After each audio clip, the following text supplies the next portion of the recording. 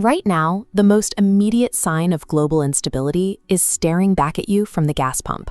Energy prices are climbing sharply, driving up inflation and straining the budgets of everyday American households. In response to this mounting crisis abroad, the White House has submitted a record-breaking defense budget for fiscal year 2027. They're requesting $1.5 trillion, a 40% increase over current Pentagon funding levels. This ledger shows exactly where a portion of that money is coming from. To help offset the military hike, the administration is proposing $73 billion in direct cuts to domestic housing, climate, and education programs. The White House is framing these reductions as a necessary trade-off. By shifting federal responsibility for social programs to the states, the administration is refocusing the national budget toward a single priority: military strength. To understand this defense increase, look at the Strait of Hormuz, now almost entirely shut down. IEA data shows crude flows plunged from 20 million barrels daily to a trickle, a historic disruption. Brent crude peaked at $126, shocking global markets. With the strait closed, ships are abandoning the region entirely. Global supply chains are stalling, and major logistics companies have halted operations, which is choking off essential international trade routes. While the crisis at Hormuz is the immediate spark for this spending, the underlying national defense strategy points toward a much broader goal. The administration is using the urgency of the current war to fund the massive infrastructure required for a permanent military presence in the Indo-Pacific. The real long-term target of this military buildup is China.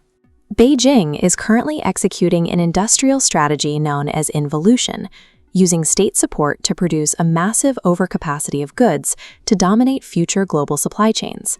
A primary target of this strategy is the semiconductor industry.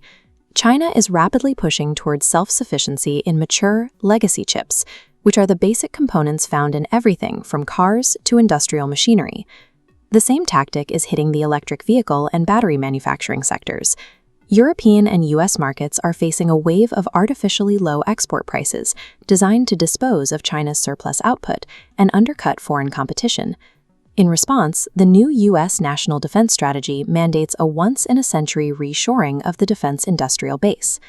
The Pentagon wants to ensure it is not dependent on Chinese manufacturing for the components required for its own security. The strategic objective is to establish a denial defense along the first island chain in the Pacific. This is meant to physically contain China's influence and deter aggression without triggering a direct full-scale war. The United States is using this $1.5 trillion budget to buy industrial independence. Washington is attempting to outspend China now, securing its manufacturing base before Beijing can monopolize the technologies that will define the next century. Fighting a high-tech war on two fronts requires a different kind of military. To protect power without risking thousands of American troops, the Pentagon is executing a massive pivot toward automation and artificial intelligence. The military robotics market is projected to grow by 10% annually. The Department of War is heavily investing in varied robotic platforms, from land-based legged robots to automated intelligence and surveillance systems.